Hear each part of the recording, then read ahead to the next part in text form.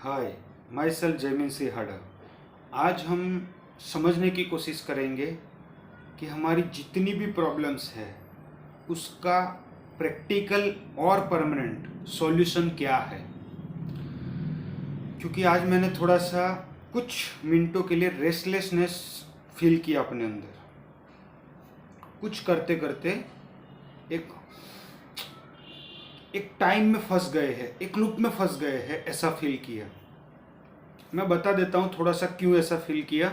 जो मैंने ऑब्जर्व किया अपने आप को उस मोमेंट में, वो कुछ ऐसा कि जैसे एक रेस जैसा चल रहा है। रेस नहीं है तो एक रूटीन है, एक बंधी हुई घड़ियाल है, उसमें टिक टिक टिक टिक हो रही है। उसमें कुछ करना है लाइफ में। एक तो है मिनिमम जो करना ही पड़ेगा, स्पोर्ट खेलना, जिम में जाना, कुछ तो ऐसा करना ही पड़ेगा 1-2 घंटे के लिए। 8 से 12 घंटे की जॉब करनी पड़ेगी। 3 से 4 घंटा खाने पीने फ्रेश होने में, ये सब उसमें देने पड़ेंगे। 6 से 8 घंटा सोने के लिए देने पड़ेंगे। 1-2 घंटा कुछ जानने के लिए देने पड़ेंगे। तो कुल मिला के कुछ बचा ही नहीं। तो एक बंधी हुई घड़ियाल की जैसी लगी कि जहाँ पे हर मिनट टिक हो रही है। अगर मैंने कुछ भी मिस किया तो मान लो कि ऐसा लगता है जैसे सब कुछ ही मिस कर लिया उस मोमेंट में, जो कि एक्चुअली में लगना चाहिए। तभी हमको मोटिवेट मिलेगा कि इस समय को मत बर्बाद करो। लेकिन जब ऐसे ख्याल आया तो मैंने देखा और कुछ समझने की कोशिश की, और फिर उस समझ को मैं आपके साथ शेयर करने की सोचा कि मैं और आगे बढ़ूँ। पहले इसको वीडियो को स्टार्ट करके शेयर करना स्टार्ट कर देते हैं। तो वो समझ क्या बनी मेरी कि लाइफ में मैं कितना भी कुछ कोशिश कर लूँ, कहीं ना कहीं गलत डिसीजंस होंगे। क्योंकि मान लो इस मोमेंट में कोई डिसीजन ले रहा हूँ, मुझे उस मोमेंट में जो भी डिसीजन ले रहा हूँ, जिस भी चीज़ का, उस चीज़ का 100% नॉलेज होना, वो भी 5 सेंसेस के थ्रू, पॉसिबल नहीं है। तो हो सकता है कि वो डिसीजन सही हो सकता है कि वो डिसीजन गलत निकले,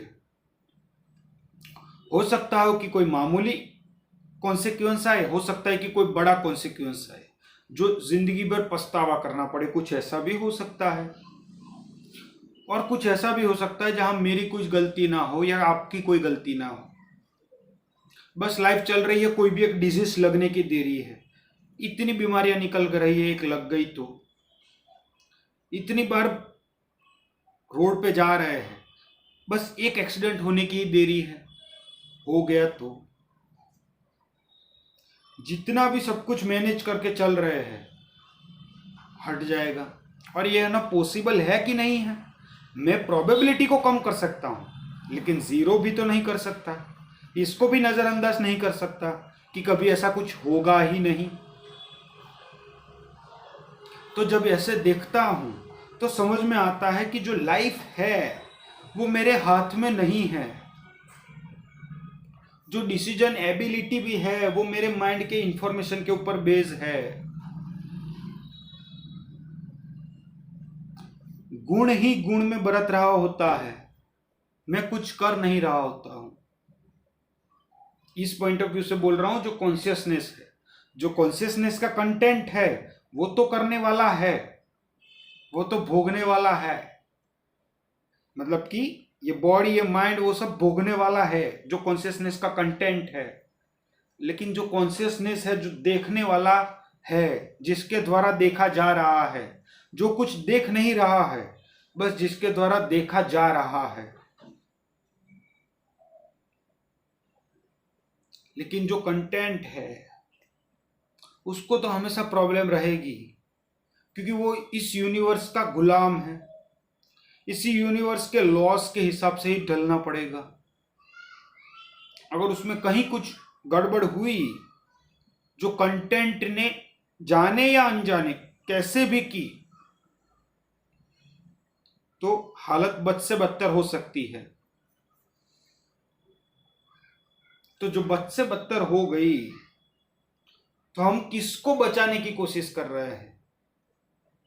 हम कैसे सोच रहे हैं कि मेरे साथ कभी कुछ होगा ही नहीं, मेरे से कभी कोई गलत डिसीजन लिया ही नहीं जाएगा, मेरा तो कभी कोई एक्सीडेंट हो ही नहीं सकता, मेरे साथ तो कभी कुछ बुरा हो ही नहीं सकता।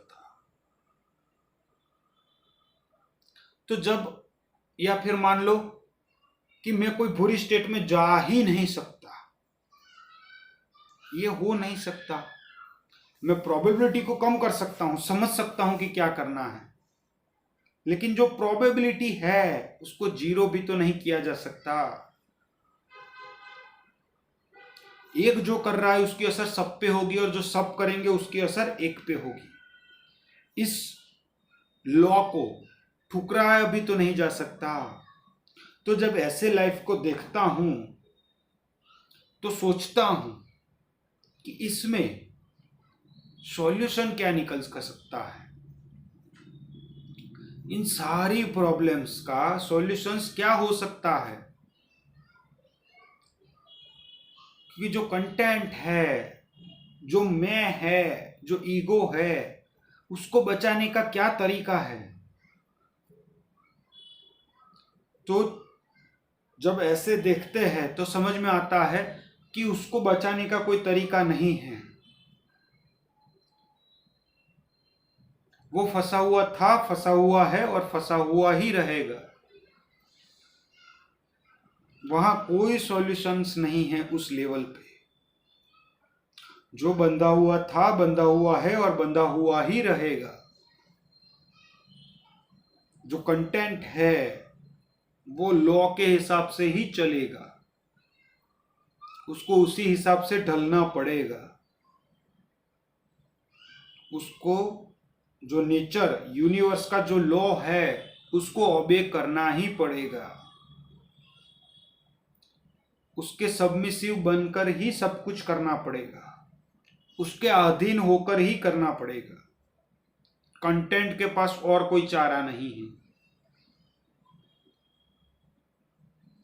क्योंकि उसको भी जो समझ देता है कि क्या सही है क्या गलत, वो भी लॉस के अकॉर्डिंग ही मिल रहे हैं। तो सब कुछ उसी ऑर्डर में हो रहा है। तो अगर इंडिविजुअल लेवल पे देखूं तो इसका कोई सॉल्यूशंस नहीं है। तो इसका परमानेंट सॉल्यूशंस क्या है कि ये सब जो चिंताएं है, जो छोटी मोटी प्रॉब्लम्स आती रहती है, या कोई बड़ी भी प्रॉब्लम आ जाए, कितनी भी बड़ी प्रॉब्लम आ जाए, कितनी भी छोटी प्रॉब्लम आ जाए, कितना भी अच्छा क्यों ना हो जाए और कितना भी बुरा क्यों ना हो जाए, हम वहीं पे डटे रहे, ये कैसा हो सकता है। ये तभी हो सकता है जब हम देख ले कि जो कंटेंट है और जो देखने वाला है, जो कॉन्शियसनेस है और जो कॉन्शियसनेस का कंटेंट है, वो दो अलग अलग चीजें हैं।